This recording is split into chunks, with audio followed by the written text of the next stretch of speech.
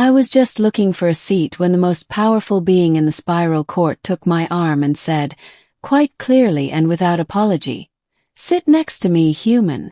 For a moment, I thought the universal translator had glitched.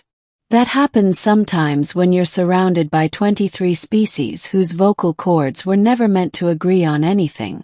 But no, the grand hall went silent, and every eye, compound or otherwise, turned toward me. I was a logistics officer, 3rd class, assigned to observe the coronation banquet of Queen Oshirin of the Valari Dominion. I was not supposed to be noticed. The Valari Grand Hall was built to intimidate. Pillars curved like frozen lightning, bioluminescent banners displayed the victories of 1,000 years, and the air itself shimmered with controlled gravity fields. Delegates sat according to power, proximity to the throne indicating influence. Humans, being newcomers with a reputation for unpredictability, were seated near the exits. I had stood up only because a Threxian diplomat's tail spines had unfolded into my chair. I was scanning the room for anywhere, to sit when the queen rose from her throne and crossed the distance herself. Her hand closed around my arm with surprising warmth. Valari were tall, silver-skinned, with eyes like polished obsidian. She leaned close enough that I could smell the faint ozone scent of her bioarmor. "Sit next to me," she repeated, louder this time. Command. Declaration. The hall erupted into whispers. Protocol shattered like glass. I could feel the human ambassador staring holes into the back of my head as I was gently but firmly guided to the seat beside the throne, an honor reserved for consorts, war champions, or doomed political hostages. The banquet resumed, though the tension thickened. Queen Oshirin ate little, but she watched everything. I did my best not to spill my drink or faint. Finally, I leaned toward her and whispered, "Your Majesty, with respect, I think there's been a misunderstanding." Her lips curved upward. "On the contrary," she said, "you are exactly where you need to be." She gestured subtly toward the hall. "They are watching you now. That matters."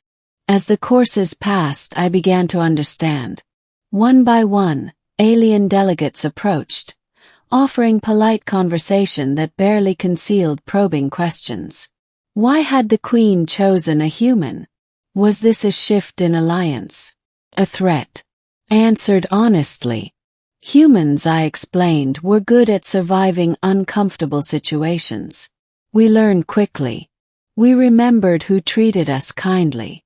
The queen listened, amused, occasionally interjecting with questions about Earth, about our wars, our recoveries, our stubborn refusal to collapse when logic suggested we should. Halfway through the banquet, the inevitable challenge came. High Strategist Koroth of the Gendrix Collective rose, mandibles flaring. "This is a provocation," he declared. "To elevate a human above elder species is an insult to tradition." The hall buzzed. Queen Oshirin did not rise. She simply placed her hand over mine, deliberately. "Tradition," she said calmly, "is why the Valari have lost 3 border systems in the last decade.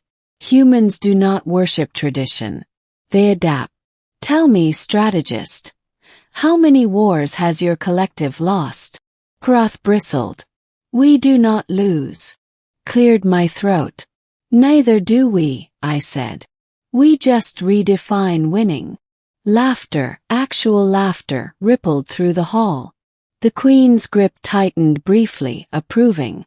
Then her voice rang out, resonant and final. "Humans stood alone against extinction twice in their recorded history and survived. They are young, yes, but fire burns hottest at ignition. I will not ignore a species that turns catastrophe into momentum." She stood, pulling me with her. "Let the Dominion be the first to stand beside them, not beneath them or against them." The banquet ended early. Messages were sent. Alliances reconsidered. As the hall emptied, Queen Oshirin finally released my arm. You were not chosen at random, she said softly. Your people carry something rare, defiance without cruelty, hope without illusion. I swallowed. All I did was look for a seat. She smiled. That is how history often begins. I was escorted back to human quarters under guard, no longer invisible. Within hours, the news spread across the spiral. The Valari Queen had publicly aligned her throne with humanity. Trade offers surged. Threats followed.